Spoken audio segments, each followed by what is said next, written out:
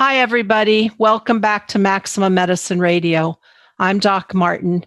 I am so happy because today I have with us a woman I greatly admire who's been of really powerful help to me over the years.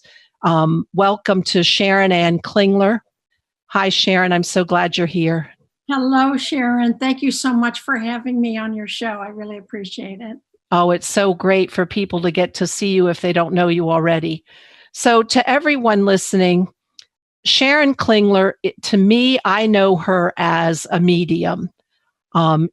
Easily 12 years ago, I visited her when she was in her summer place up in, that is sort of southwestern New York, in Lilydale, which is a community, a spiritualist community, and it's a community of mediums. And in the summer, the mediums come to vacation, really to work there, and the energy in that space is palpably phenomenal.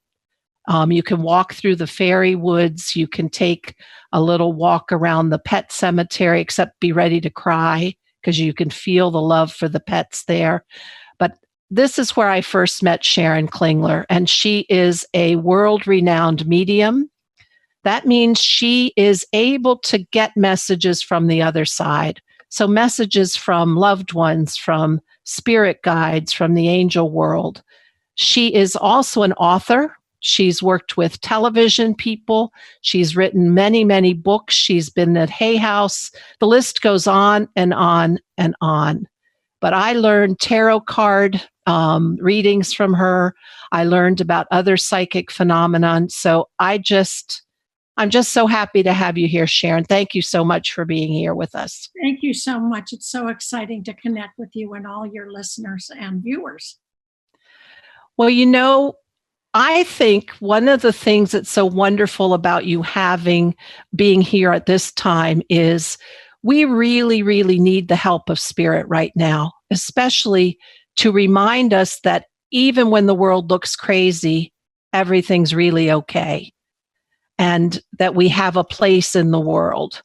What do you think about the value of spirit and the connections there for this time? Well, I can't even, it's hard for me to speak about the value of spirit because it would be so exponential in our normal lives, and certainly at this time too. It's a lot of most people don't realize that spirit is with them all the time anyway.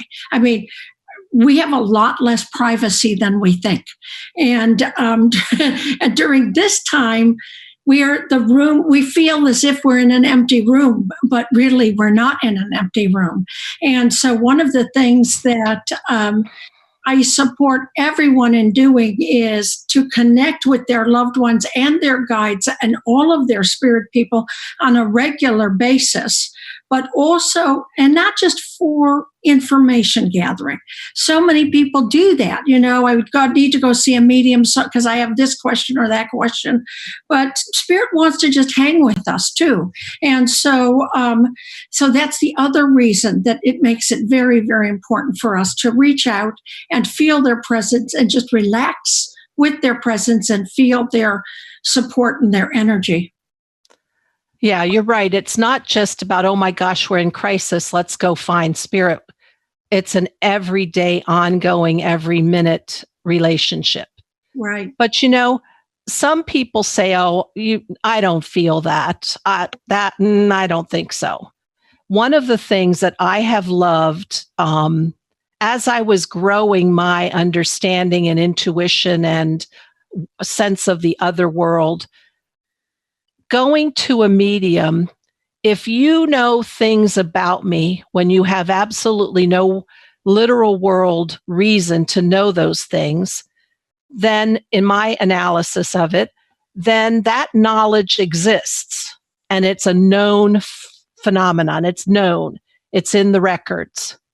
And if it's in the records in a place that doesn't look like you should have any way of knowing it in the literal world, then there must be something bigger. And if there's something bigger, I have a place. And if I am known, then I have a place in this bigger world. So maybe that's kind of crazy rationalization, but to me, that was such a calming thing to get a reading from you. Oh, Because if you bring in my dad, who comes in all the time, and tell me things about him and things that he would say to me, having never met him, having never even met me before, then that feeling of having a bigger presence around me is so cradling and supportive and reassuring.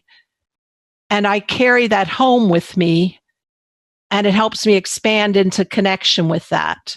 And that's been life changing. uh-huh. Well, it's your dad and your grandma and all of the people in spirit are the ones that give me the information. Or if you go to any medium, it's spirit who brings the information.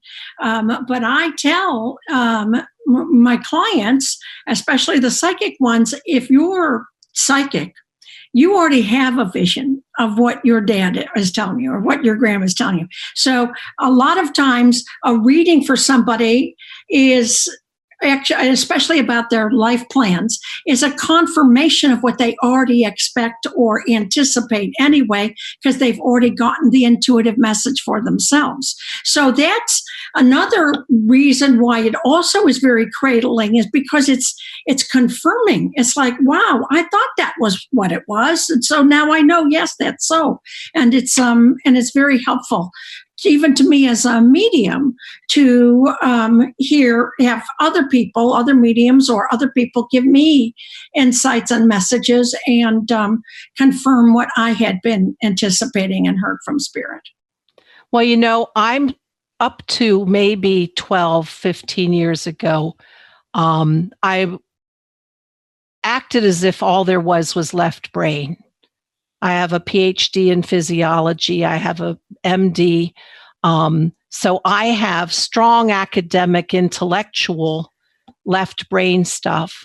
But there's always been this current of knowing something that didn't have any, quote, proof in front of me. So experiences with people like you as a medium for me, or other spiritual teachers, have helped me, as you say, affirm that intuitive side and help it. Once it's affirmed, then you let it in a little more. Mm-hmm. And you start to believe, trust it a little more, and you start to add it to your repertoire. And little by little, then that grows. And so I love that. I love that meeting with people like you, and you in particular have been my opening over the past 12 years.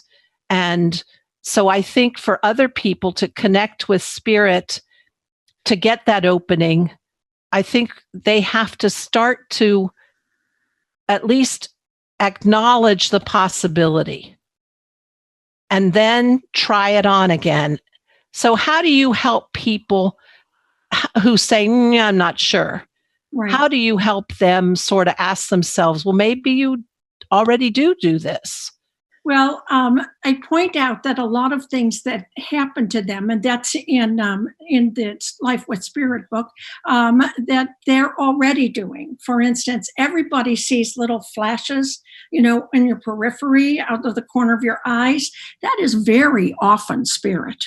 Or when we get an intuitive insight and we want to, even if it's just as simple as which road should I take in the parking lot, spirit can direct us to different things, or thoughts that come to mind just interrupting what we're already doing and nagging at us. Spirit's throwing that into our experience as well. But people don't usually see that as spirit. People don't usually have an experience of, other person, another entity, another mind, consciousness coming to us. And so it's hard for people who are very left brain, and it's it does take some time to practice it. But the biggest thing that they have to get through is trusting their perceptions, realizing that the subtle nuances of the right brain are the actual ways that spirit talks to us. And the most difficult thing for people is that, spirit doesn't talk to us through our left brain. Our left parietal lobe is where we judge, where we measure, where we do math, where we analyze, okay? And that's the natural domain of the ego, because that judges and measures and all of that type of thing. And the right brain, which is where we image, the imaging side of the brain, is where spirit talks to us. And our spirit, as well as grandma, as well as our higher guides, all of those people. And when people turn on or let themselves experience the right brain, then what happens is they start to say, oh, I'm only imagining it. Because it's your imagination that spirit uses. It's your imaging, your imagination. So they undermine it right away by saying it's only my imagination, which to them makes it mean it's only made up, which of course it isn't. I mean, everything that I get, almost everything I get is clairvoyant, which is visual.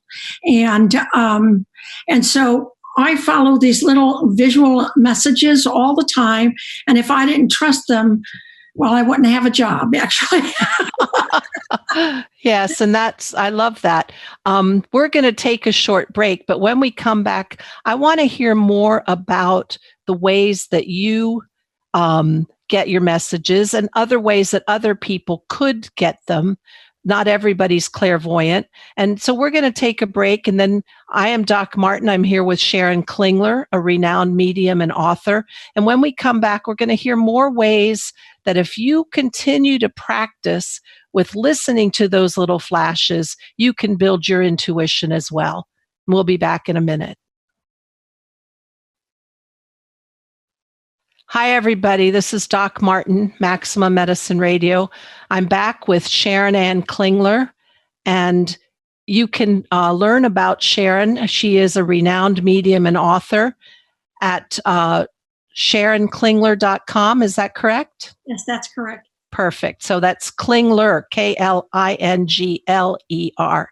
So we were talking about the fact that spirit does connect with us, and those places where we think it's imagination or a flash or that funny feeling, it must not be true, are really places where we're being connected to the other world. Tell us a little more about that. Well, everybody has different senses. I said I'm a clairvoyant, but I do get some clairsentient things, which is clear feeling, clear knowing, clear sensing, let's say.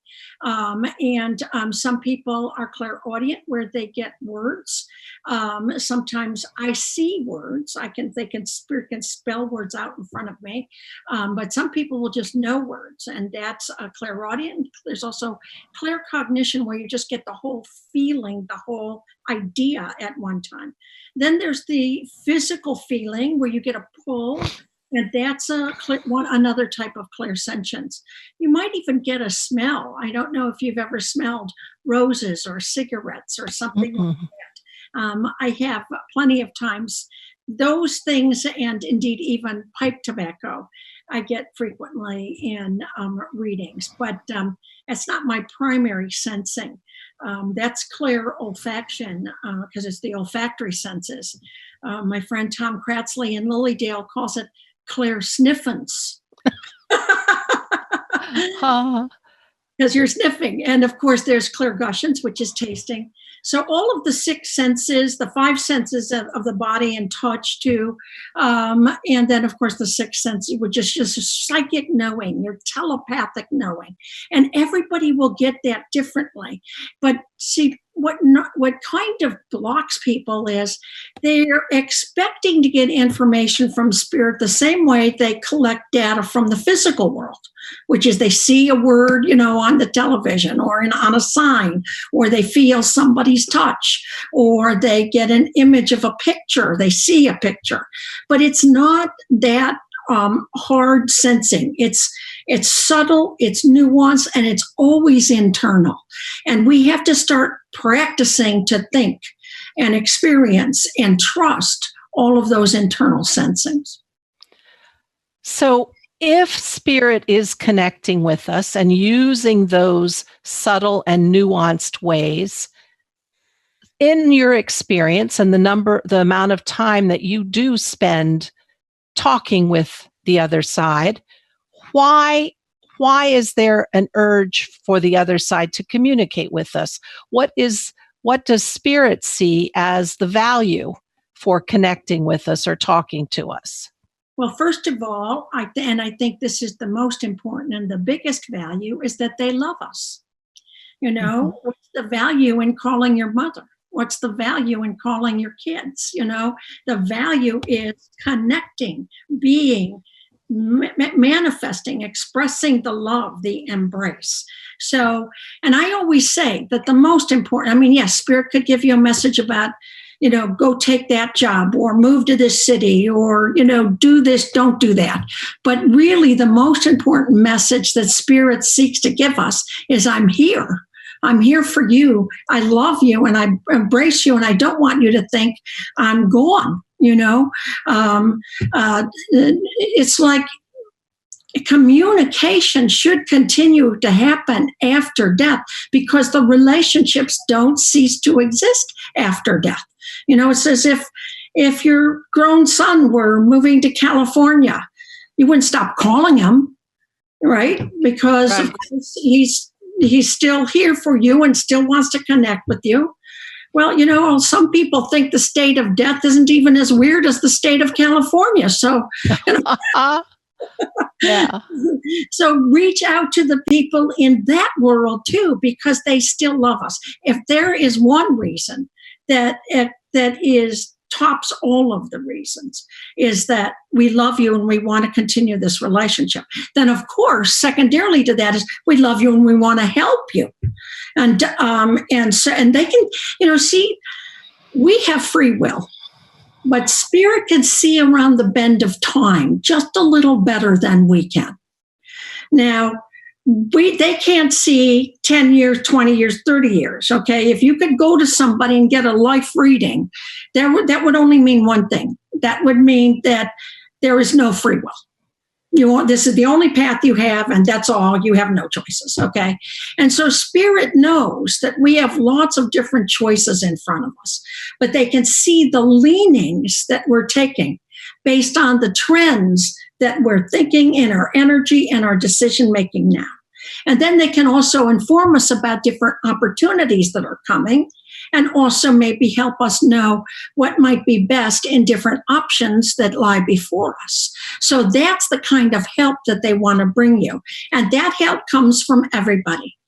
Everybody is a guide. Some people are very, very specific to create a distinction between spiritual guides and your grandma and your grandpa in spirit. To me, anyone who brings you guidance, including your dog and your cat, if they're in the spirit world, it's your guide, okay? But there are higher guides. There are the ascended masters. There are past life guides. And each and every one of them want to bring their love and their assistance and help us see a broader perspective, the perspective that they have. Once I started opening to my right brain and started saying, maybe these flashes I have aren't crazy.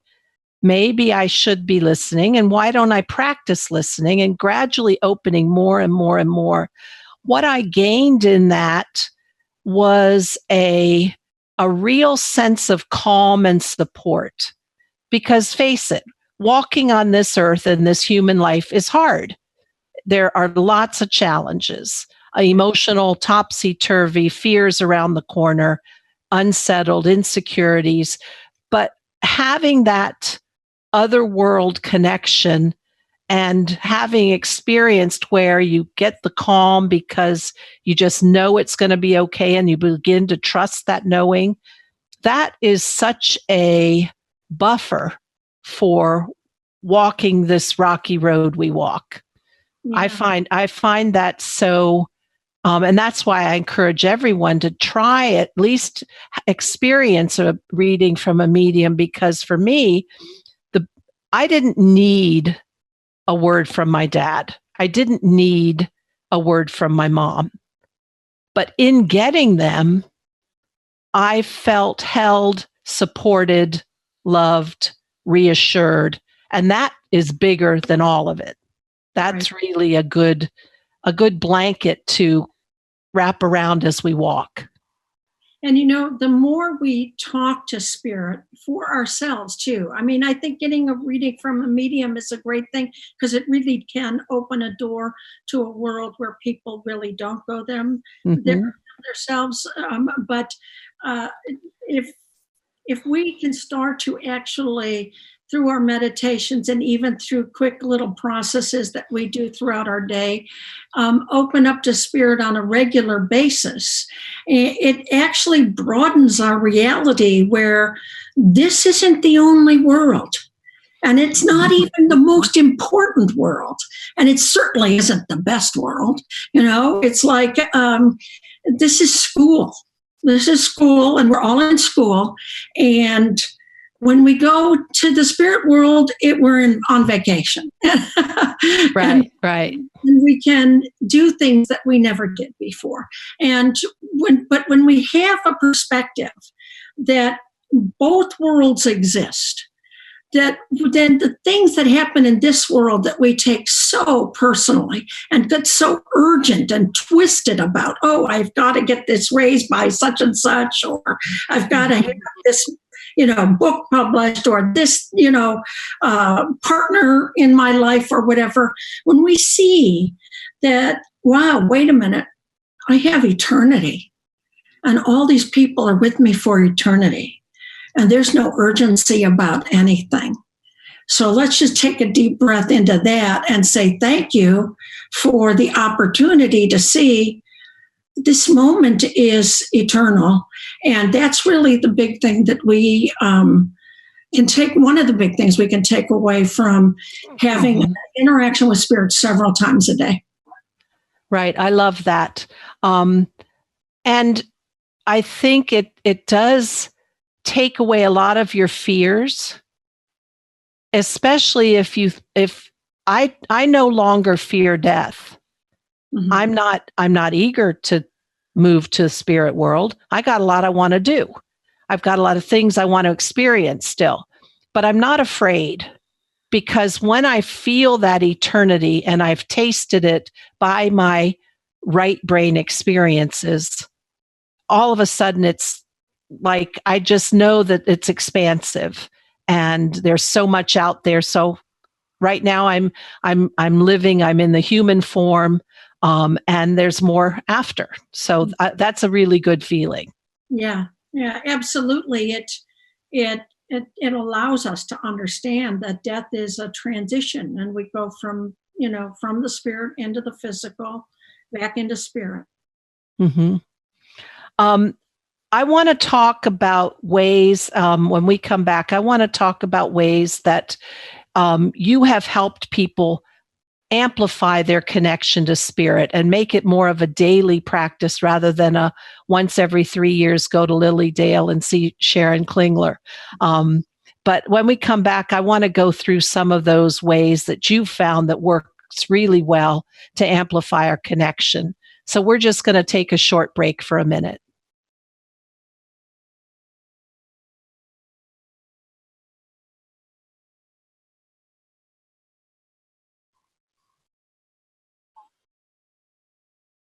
Okay, everyone, we're back. I'm Doc Martin, Maximum Medicine Radio.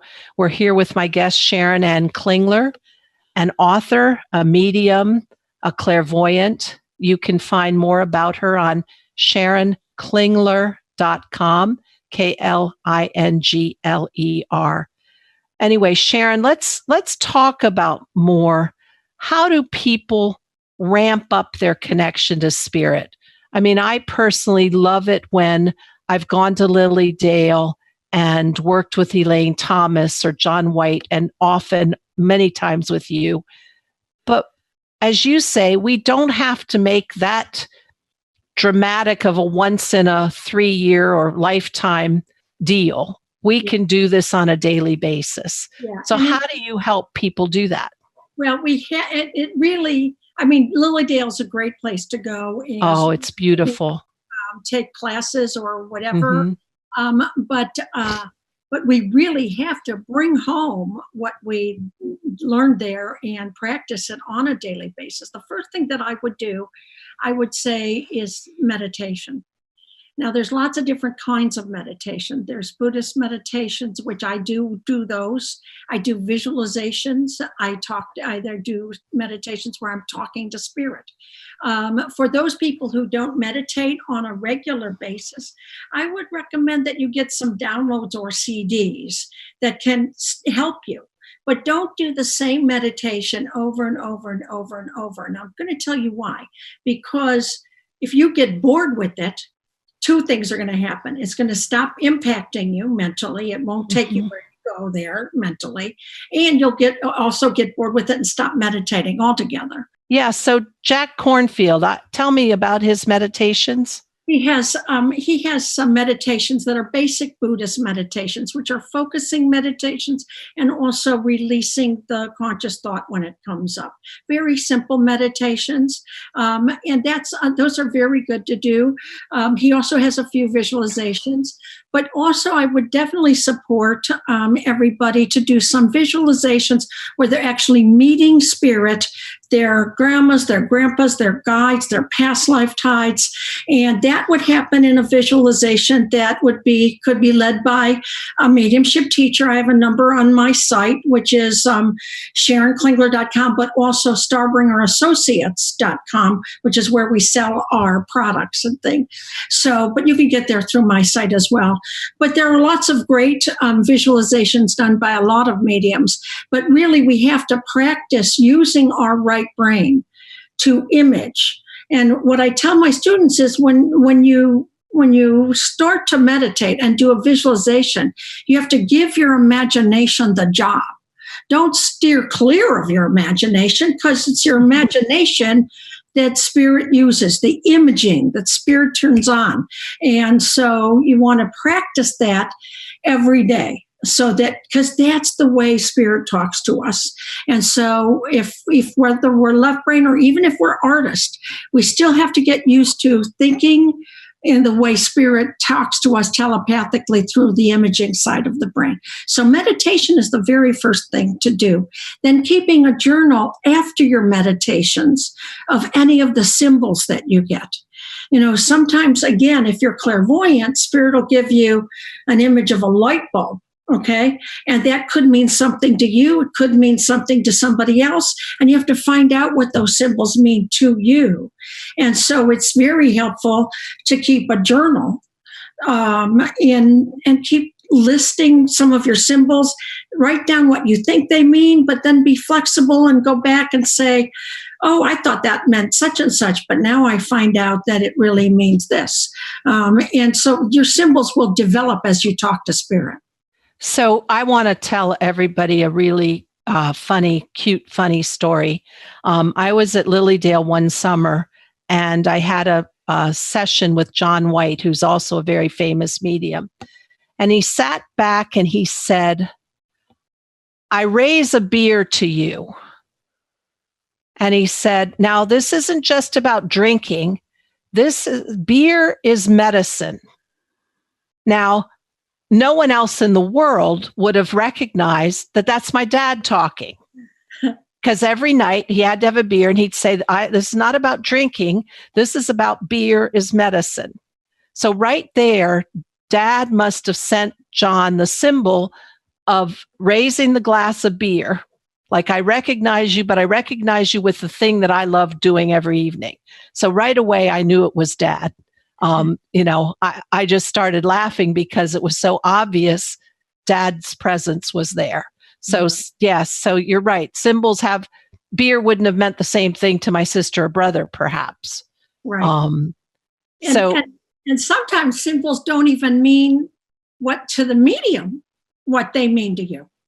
I mean, like John could have been saying that without knowing it was your dad or knowing that it had particular meaning to you. John is great. John is a very dear friend of mine and a great medium. And he is very big on noticing the symbols he gets and trusting everything he gets. And so sometimes he'll get an astrological symbol, like you'll see he'll be in a reading with him, and I see a circle with a plus sign underneath. That's astrological. I don't know what that means, but it's your life. You go look it up. Well, the other thing, you talk about meditation, but that is just sitting quietly, trying to release my conscious thoughts for me is so hard. Uh-huh. I mean, when I go to work, I'm a physician, so everything is, every thought anyway. So for me, listening to guided imagery, so listening to your CDs and taking the journeys, because I do visualize very well, that's the way I can occupy my conscious and then go into that altered state. So well, I'm glad you said that, because a lot of people think that meditation is turning your brain off. That's not possible to do. That's why in the Buddhist meditations, they really have two primary types of meditations. They have a visual, you focus, where you focus on a visual idea. You could also focus on a word, or you could focus on a prayer, any focus. And then when your mind starts to interrupt, you just turn it back to the focus. And then also one where you're releasing the thoughts as they come up. You can't make yourself wrong for having thoughts come up when you meditate. That's a natural thing. Our minds are like stampeding horses sometimes, and they're going to interrupt our meditations. So all we have to do is have something to turn back to. And you're right, visualizations where you're actually being led to see this, see that, whatever, can be very helpful when your mind interrupts, just to go back to the voice on the visualization. Right. And that's also allowed me over the years to pay attention to the images I get. It's usually 4:30 in the morning, 4 o'clock in the morning, and I will have a very clear word or description or seeing something.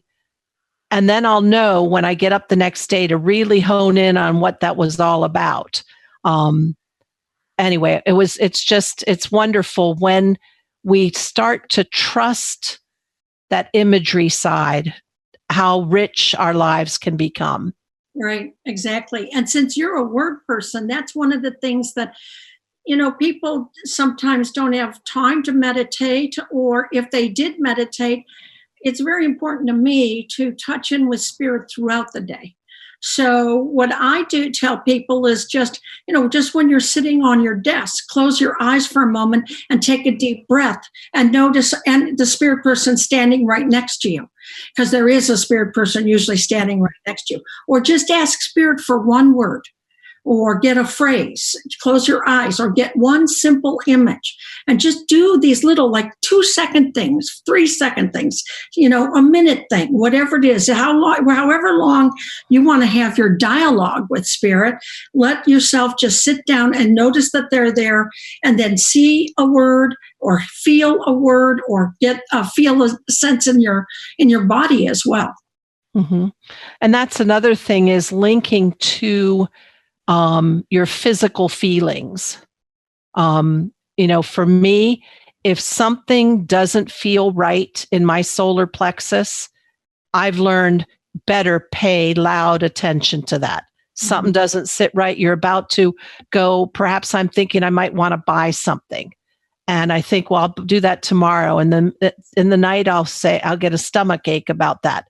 Then I've learned, don't do it. Do not do it. If I've pushed through it, and that's where, as you said, spirit can only see a little around the corner, because my free will, I might be getting that message, don't do it. My free will, bullheaded, bulldoze on ahead, do it anyway. And hence the path changes. Right. Exactly. Yeah. I think that's why Nostradamus had so many different quatrains that didn't make sense, because he was seeing all the different paths. Right. Well, we're going to take a short break. And what I want to do when we come back is I want Sharon to talk about the tarot deck. She and her sister, Sandra, came up with a gorgeous, gorgeous tarot deck. I want to talk a little bit about that. And then I want to talk a little bit of how we're in this crazy Corona time. Let's talk a little bit about bringing spirit in to really help us navigate these chaotic times. So we'll take a short break.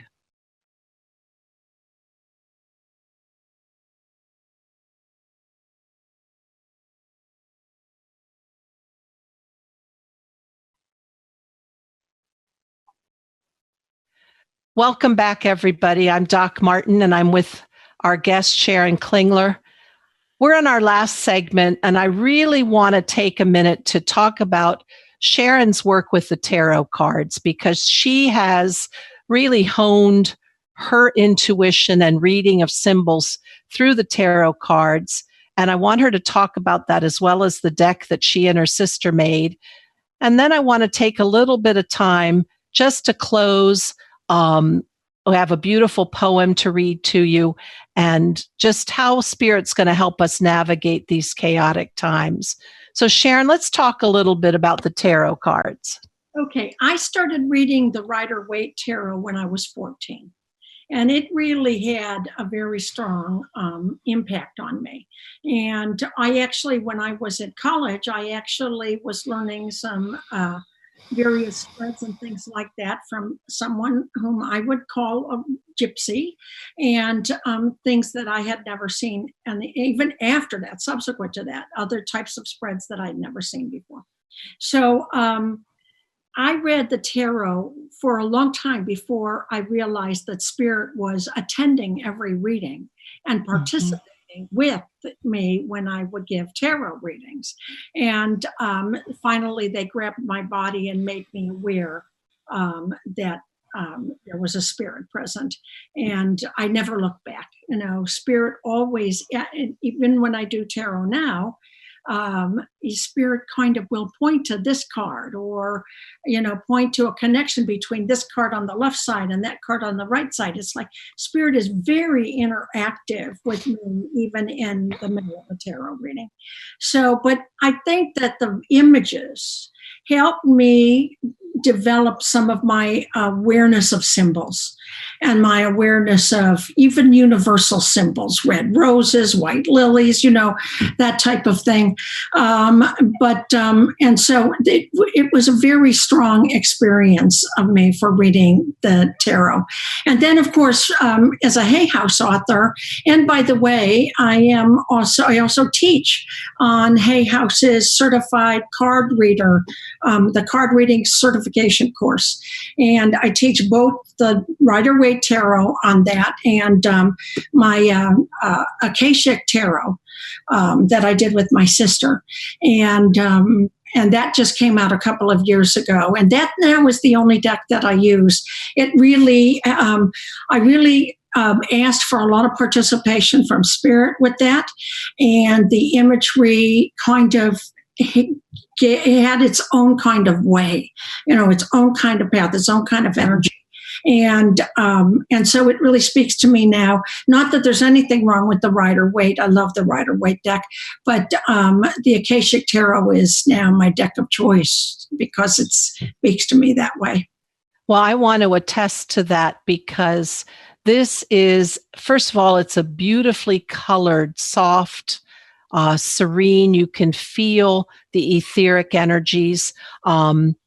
It is a gorgeous, gorgeous deck. And then what the feeling you get. So I find it very infused with spirit, because you get these kind of a lift off of the page, off of the image, where you get a feeling. And that's what I love, is also learning. It may not be exactly the way the little book that comes with it tells you it should be. But if you're sitting with someone and you're doing, my girlfriend and I do readings for each other, you look and it sort of compiles that image into a meaning for you. And perhaps the message then you're hearing. So it's really a wonderful way, I find, to connect to spirit. It's a wonderful way to focus and be in your right brain and be fluid with feeling those messages. Thank you very much. I actually, in the little book, in the introduction, before they give the meanings, we give the meanings of the cards in the book. There's a few ways on how to read the tarot, and one of the ways is not even to pay attention to what they say on. Okay, so that's all right. I didn't flunk. Okay, good. It's kind of like you first get what you sense intuitively, but also then just step right into the picture and see everything that you feel, and just start speaking about that. Yeah. Mm-hmm. Well, I want to take our last few minutes. Let me just close that off and say, on Sharon's website, SharonKlingler.com, you can be directed to the products she and her sister put out, her books and her tarot cards. Please check that out. But I want to take a minute in our last few things that we have here. There's a beautiful poem that Sharon has on her website, and I want to read it because for me, it's a calm in these crazy COVID times. So I'd like to spend our last few minutes together talking about how spirit can help us in these crazy times, and start by reading this poem by John O'Donohue. This is the time to be slow, lie low to the wall until the bitter weather passes. Try as best you can not to let the wire brush of doubt scrape from your heart all sense of yourself and your hesitant light. If you remain generous, time will come good, and you will find your feet again on fresh pastures of promise, where the air will be kind and blushed with beginning. I love that. O'Donohue, I mean, anything you read from him, you can just feel him. Yeah, wonderful dynamic energy. And I think that when we talk to spirit during this time, and that's the other thing, I said before that even when life is normal, it's very important to create a relationship, you to them and to all of them. But sometimes there's a lot of us that are feeling awfully alone, even those of us that are in a home with kids or, a husband, parents, whatever. But there's still a sense of isolation, obviously.